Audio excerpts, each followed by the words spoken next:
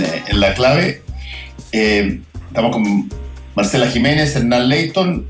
Oye, cuéntanos, Marcela, ¿ya se sacudió un poco el impacto del domingo o qué cosas han pasado? Porque yo me imagino que, estoy hablando en términos teóricos, si uno estuviera en el gobierno, después de este remesón, nota inmediatamente que el eje de la actividad salió un poco del Ejecutivo y se trasladó a una ciudadanía que está más empoderada que nunca ahora con un proceso constituyente, vienen elecciones. ¿Qué se hace después? El gobierno tiene posición ahora para apoyar o no apoyar, por ejemplo, la disputa en la Convención Constitucional.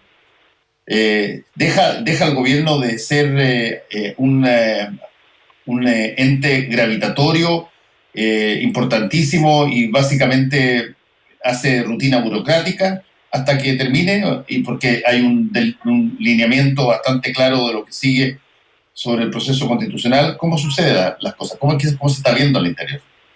Bueno, el gobierno había dejado de ser gravitante mucho antes del plebiscito, Fernando. En el gobierno se concentran conflictos, se concentran errores, pero no está ahí el eje gravitacional de la política, se está en el Parlamento. Y eso fue desde el acuerdo del 15 de noviembre del año pasado en adelante. Entonces, no es que el gobierno haya entrado recién al pato cojo que el presidente detesta y que se niega a asignar. El pato cojo, el gobierno lo está sufriendo hace mucho tiempo.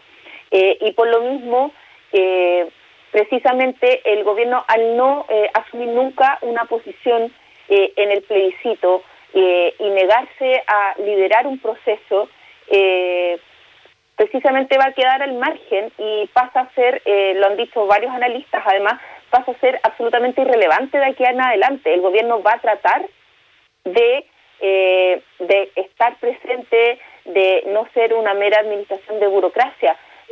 Por lo mismo se definió la agenda del sistema de la reforma de pensiones como una prioridad a sacar antes de que termine el gobierno, precisamente para tratar de revertir esa irrelevancia.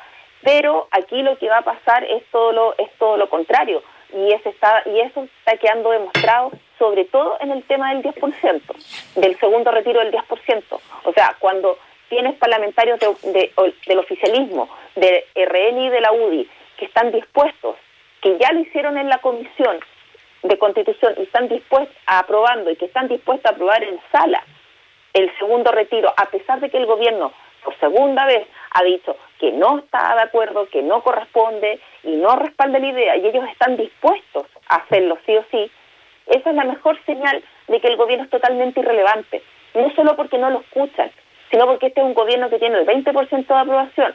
Vienen las elecciones, viene un festival de elecciones, son 6 por lo menos de corrido que vamos a tener en el lapso de un año y fracción. Entonces, estar al lado del gobierno o estar al lado de lo que la gente necesita, lo rentable es estar al lado de lo que la gente necesita. Entonces, que los propios parlamentarios de Chile Vamos le estén dando vuelta a la espalda al gobierno es el mejor reflejo de su irrelevancia. ¿En qué ves tú concretamente que esos parlamentarios están dándole la espalda al gobierno, como mencionaste tú? O sea, primero que nada por la votación que hubo en la semana en la Comisión de Constitución del segundo retiro. O sea, la idea de legislar del segundo retiro del 10% se aprobó por 11 votos a 1. La comisión no está conformada por 11 parlamentarios de oposición. Votaron parlamentarios de Chile Vamos, votaron a favor. Y no solo votaron a favor, esbozaron duras críticas al gobierno. Duras críticas.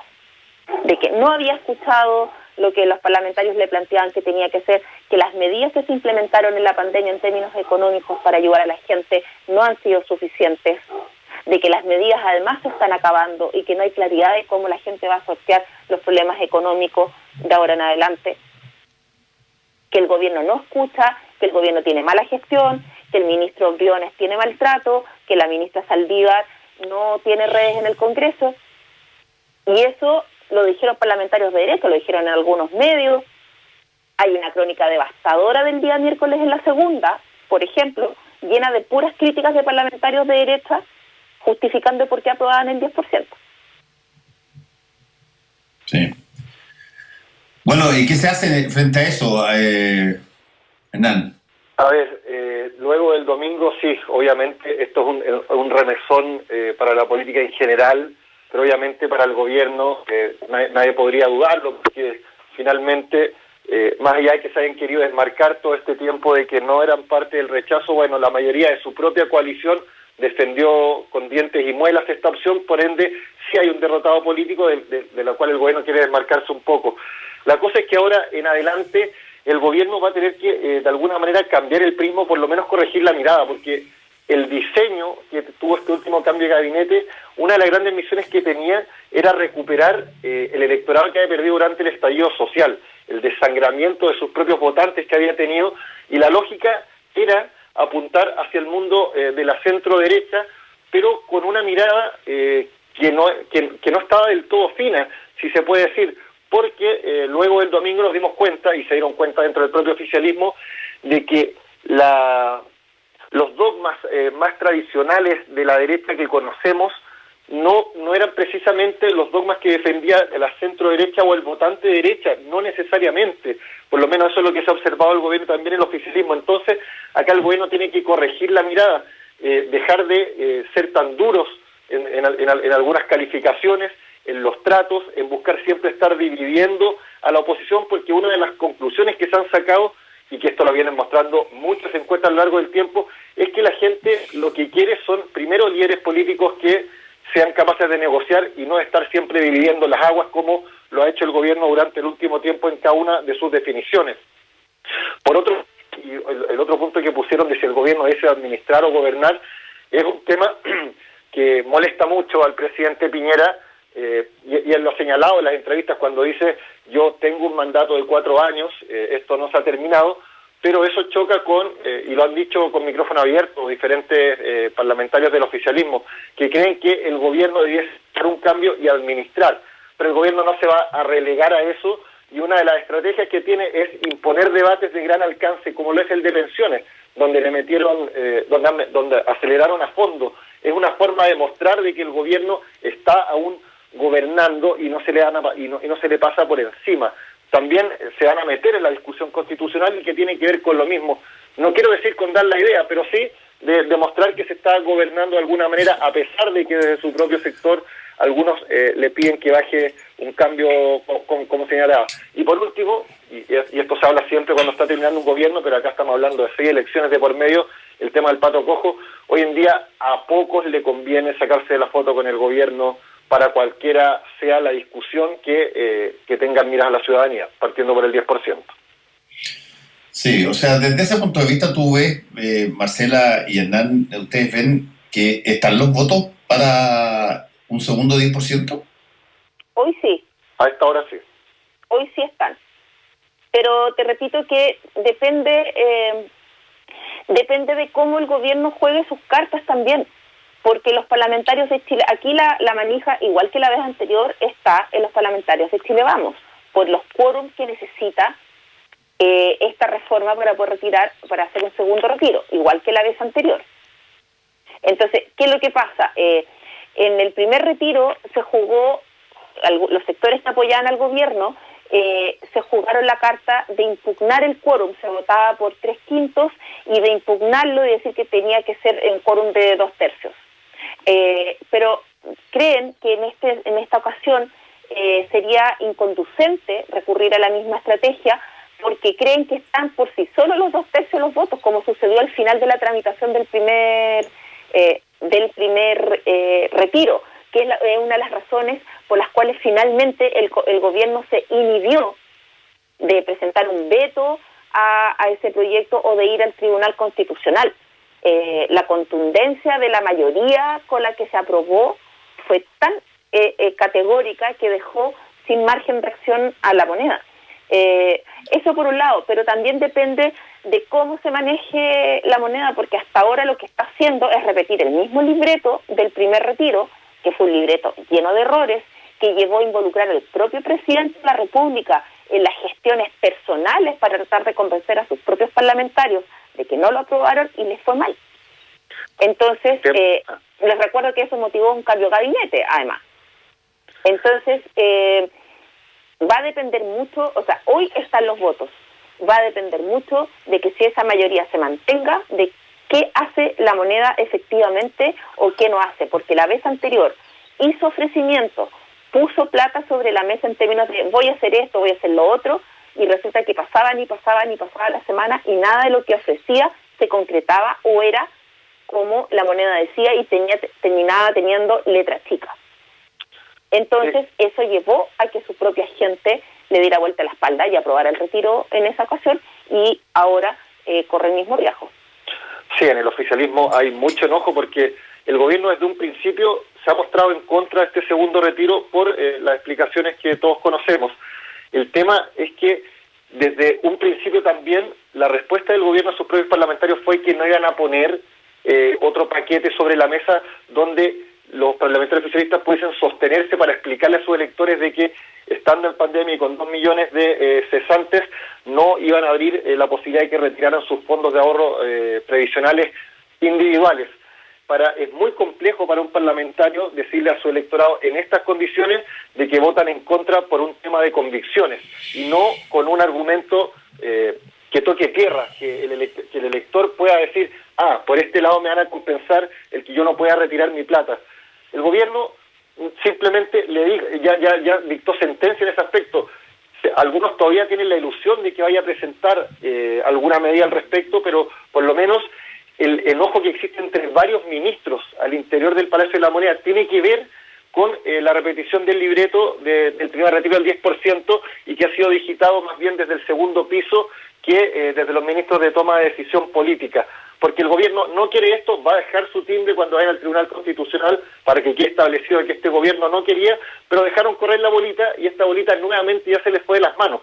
Es un tema que es bien caliente al interior de la moneda. Cuando uno habla con diferentes asesores o ministros, pocos son los que están de acuerdo en de qué manera se enfrentó este segundo retiro. Hablan de falta de política, de falta de visión, de falta de entendimiento, de cómo tropezar de nuevo con la misma piedra, en un tema fundamental porque acá, más allá del retiro y las convicciones de que la gente queda con o sin ahorros, se hizo otro cálculo y que tiene que ver con el gasto que va a significar para el Estado el que alrededor de 4 millones de personas queden sin ahorros, porque ellos van a tener que aferrarse al pilar solidario y eso es un gasto estatal que está calculado, puedo mentir en la cifra, pero en 4.000 millones de dólares, algo por el estilo. Y el gobierno no hizo política para evitar que esto suceda. Eso es lo que acusan en el interior de la propia moneda. Oye, ¿y qué tanto se ha conversado en torno a la moneda justamente sobre esta ola que viene ahora? Porque es una ola y que viene, no solamente de que hayan aparecido una cantidad enorme prematuramente de autoconvocados candidatos presidenciales, pero además de que se va a organizar la elección de la Convención Constitucional. Se vienen una serie de elecciones, los tiempos para que la gente que está trabajando en el gobierno se acercan para dedicarse a eso. Aquí viene inevitablemente, yo creo, en este ambiente de abandono casi, de posiciones, tiene que tenerse claro en el gobierno que viene probablemente una de las fugas de autoridades de gobierno más grande que puede haber. Sí, pero en ese sentido el gobierno no se hace problema. Uno hablando ya con autoridades de Palacio, es más, les gusta la idea de que ojalá fueran muchos, ojalá no los ejes estratégicos, los pilares fundamentales políticos del gobierno no, pero no tienen problemas en que ministros, subsecretarios o representantes de la moneda sean candidatos, porque lo habíamos hablado, si no me equivoco, el martes de la semana pasada. Qué mejor para la moneda que tener interlocutores, tener la línea del teléfono rojo al interior de la discusión de la Constitución. Para el gobierno ojalá salieran muchos representantes de la propia moneda y ojalá electos varios de ellos. De esa manera, obviamente, tú tienes una posibilidad mayor de influencia en la reacción, que es algo que preocupa y bastante al interior de Palacio. Algunos hablan, como se hablaba la tercera en la semana pasada, de un 20% de personeros, En la moneda te dicen que es un poco menos, pero ante tu pregunta, no fruncen el ceño cuando uno u otro funcionario de gobierno les notifica de que su intención es salir para postularse a la constituyente. La única salida de gabinete que sí le puede complicar a la moneda y que sí le puede generar un gran dolor de cabeza es que salga Mario Desbordes. Y Mario Desbordes no va a salir en el plazo de aquí al 21 de noviembre, que es el plazo que tienen los constituyentes, pero los que vayan a postular a la constituyente. Pero la presión para que Mario Desbordes salga del gabinete, desde RN, salga del gabinete para que asuma o una candidatura presidencial o para que lidere el proceso de la conformación de las listas y para que capitalice lo que fue el triunfo del apruebo en la derecha, en el mundo de la derecha, es muy fuerte. Y si Mario Desbordes sale, va a generarse, se va a repetir lo que sucedía antes de que entrara, porque a él ya Andrés Alemán en el fondo los pusieron para poder en el gobierno para poder neutralizarlos, para bajar los decibeles de las confrontaciones en la derecha. Entonces, si Mario Desbordes sale, va a ser nuevamente un contrapunto a el gobierno y a las políticas del gobierno, que era lo que estaba haciendo Mario Desbordes antes de entrar como ministro de Defensa. Sí. Entonces, de todas las salidas, la única que de verdad complica la moneda y la va a complicar es que Mario Desbordes salga del gabinete. Sí, conversando por con el él protagonismo ayer, que tiene y por la voz y por el peso de su voz. conversando ayer con él, dijo que él no tenía por ahora pensado renunciar para generar alguna otra posibilidad política, pero que mucha gente se lo estaba solicitando y que él iba a evaluar, lo dijo muy directamente, dijo, él iba a evaluar la situación a medida que pasaban los días y que sucedieran determinados hitos que tienen que suceder, me imagino que en toda la instalación de no solamente del proceso constituyente, sino que también de las actividades propias de su propio ministerio, del Ministerio de Defensa. Pero dijo que por ahora no era cosa de esperar que Mario Desbordes renunciara la próxima semana para dedicarse a una campaña. Además tuviste que rápidamente levantaron a Sebastián Sichel. Eso habla de la derrota del sector más duro de la derecha, que ya no tiene rostros tipo Marcela Cubillo, Andrés Alamán, que defienden los dogmas más tradicionales del sector, sino que el hecho de buscar a Sebastián Sichel es dar cuenta de que su lucha o el espacio que estaban defendiendo no tenía la cantidad de electores y representación de que ellos mismos estaban anunciando.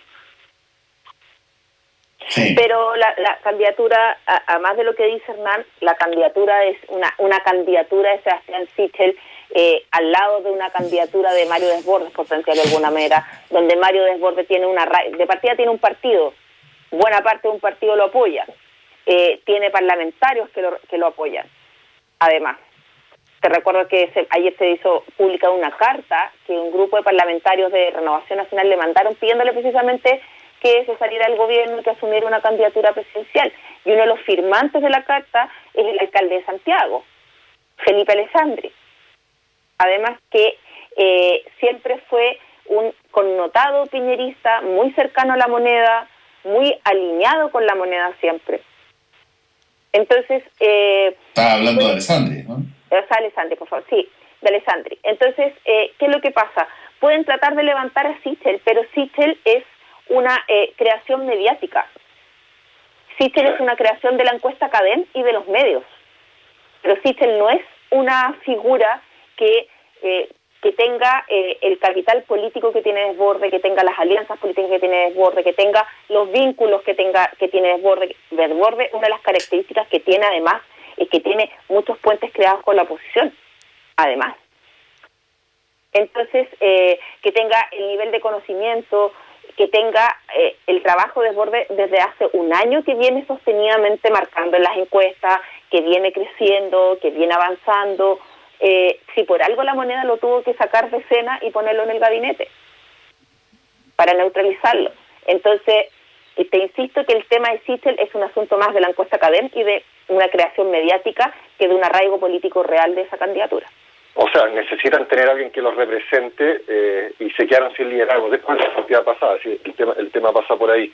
Ahora, la presión para que Mario Desbordes salga no es menor. Uno habla con la gente cercana a él en Renovación Nacional, hay varios que están desesperados y ellos ya tienen hasta plazos puestos, esperan que la fecha límite sea a principios del próximo año en los cálculos electorales que hacen, pero también esto choca con el perfil institucional del mismo Mario Desbordes, que algunos asumen podría complicar bastante esta operación. Acá va a tener que jugar un poco las convicciones versus el pragmatismo y vamos a ver cuál de las dos va a ganar el gallito. Pero sí hay una reflexión bastante transversal en Renovación Nacional, incluso de quienes son derrotados, no lo van a decir con micrófono abierto, pero entienden de que sin dudas el hombre que más fuerte puede capitalizar en la derecha en este momento es Mario Desbordes, más allá del campo propio que conserva Joaquín Lavín desde hace un buen tiempo. Oye, pero eso, ¿tú te imaginas una primaria donde esté Lavín, donde esté Desbordes, te pongo un ejemplo, donde esté el mismo Sichel, donde esté José Antonio Cáceres, que acaso lo dejan meterse, porque ahora José Antonio Cáceres está súper amoroso con... Sí, pero Cáceres iría por fuera en las presidenciales, pero busca que vayan en una lista toda la derecha. Que haga en una lista, claro. No, pero puede ser Felipe Cast también, pero ahí tendría que decidirse, porque Sichel entiendo que es cercano a Evópolis, no sé. Pero qué buena primaria sería esa. O sea, lo bueno para la derecha, más allá de que se puedan sacar o no los ojos, como fue la última vez que tuvieron la última primaria presidencial del oficialismo, recordad, son las palabras de Manuel José Sandón en contra del actual presidente Piñera, es que la derecha lo que logra poniendo un candidato más y después de salir más allá de los conflictos que le puede generar al gobierno que son reales, hay también quienes tienen la reflexión de que tiene la capacidad de copar agenda. Entonces, si tú tienes a Lavín, a Matei, a Desbordes y a Kast discutiendo todos los días, dejas a la oposición en un tercer plano. Copas agenda, atraes electores y la discusión se instala en el eje centro hacia la derecha. Y es muy complicado eso para la oposición para poder instalar ellos su punto de vista, que ha sido uno de los grandes déficits que han tenido hasta el momento. Sí. No, esa estaría buena. Esa es una primaria entretenida de ver.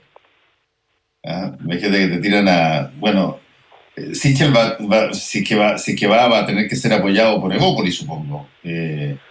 O por la UDI, no tengo idea por quién, pero podría estar Felipe Cast, podría estar Mario Desbordes, podría estar Joaquín Lavín y podría estar Sichel. Échate esa primaria. Un triunfo en la discusión de la derecha. No, sería pero súper potente esa primaria en la derecha, creo yo. Con los nombres que nombraste, por lo menos sacando a José Antonio Cast sería de guante blanco, por lo menos en la primera etapa, lo que nos supone. Sí. Y en el caso de la oposición, bueno, ahí todavía tenemos puros fragmentos nomás. Sí, pues la oposición, bueno, algunos han erradamente, inmediatamente después del plebiscito, han instalado candidaturas presidenciales como Heraldo Muñoz. Perdona, se me había olvidado la Evelyn, que también dijo que era presidencial. Sí, pues, la Evelyn está convencida, dijo que esto prendió. Sí, no, o sea, imagínate, tírate una primaria con Sichel, el más débil a mi mover, pero está bien.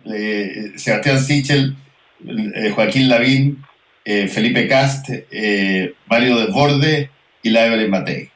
Vamos a comprar cabritas de inmediato. Pero entiéndeme eso, y es potente la primaria esa. Sí, la derecha coparía la agenda, pero estaría como en un dilema bastante fuerte, porque volverían a estar con este dilema del tironeo de qué papel juega cada uno. Si Lavín se declaró socialdemócrata, Evelyn Matei tendría que jugar sí o sí el papel de las posiciones más duras para flanquear el lado derecho del sector. Entonces, ahí habría un cruce de conflictos bien importantes. Sí. Pero insisto, yo creo que falta mucho para eso, y creo que el debate de las candidaturas presidenciales está a destiempo y fuera de tono de lo que pasó el domingo en el plebiscito.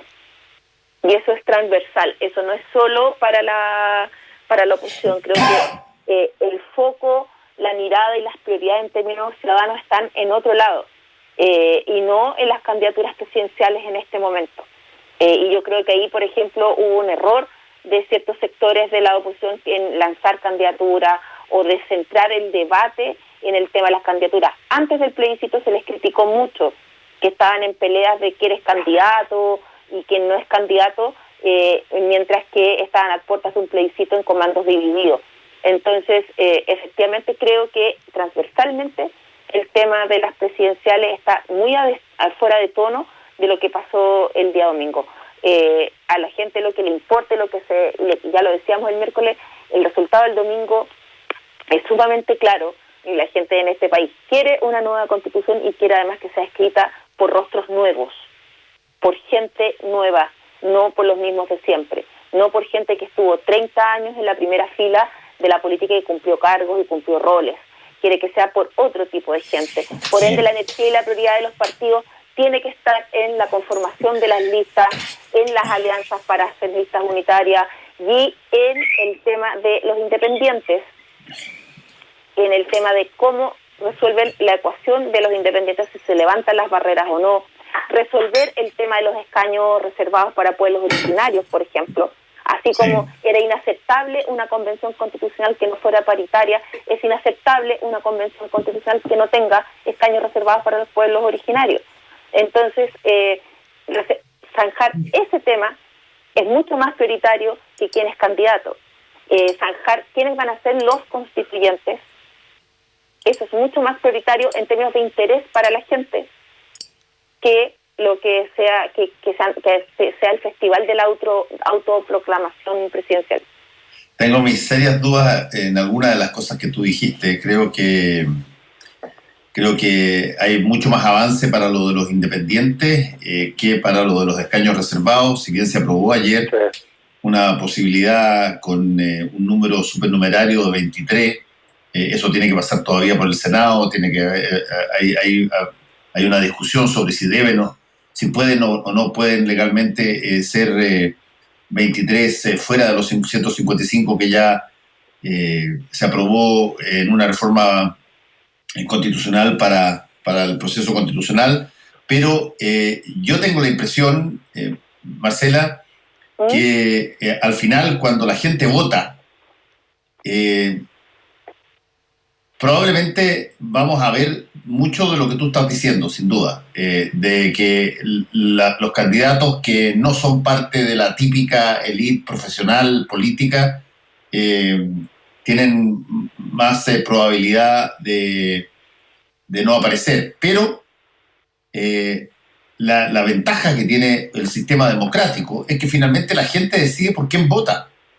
Y tú vas a ver probablemente en esa votación que todos vamos a hacer sobre los constituyentes, yo tengo la impresión de que sí, va a haber un montón de caras nuevas, pero van a haber caras clásicas profesionales ganado su escaño por votación popular. ¿Y ahí qué se va a decir? ¿Que estuvo mal hecho? ¿Que no corresponde porque ya estuvo 3 veces antes?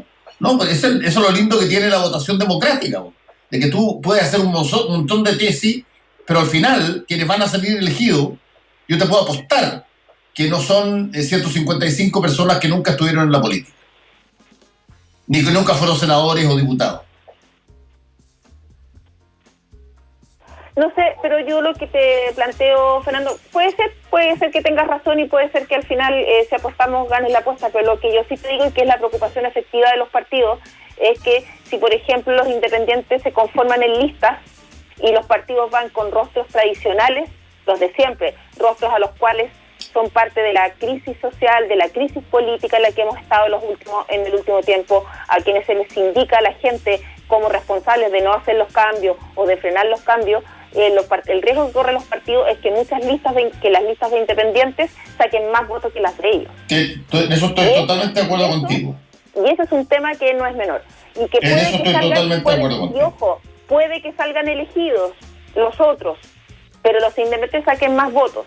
Porque aquí, insisto en el punto, aquí el riesgo es que si la Convención Constitucional replica lo que es la Cámara de Diputados y la fuerza de los partidos y los rostros de los partidos, como es el sistema de la Cámara de Diputados, la Convención Constitucional corre riesgo de no ser reconocida. No estoy diciendo que no sea legítima, estoy diciendo reconocida por la gente como propia, que es parte de la importancia de este proceso.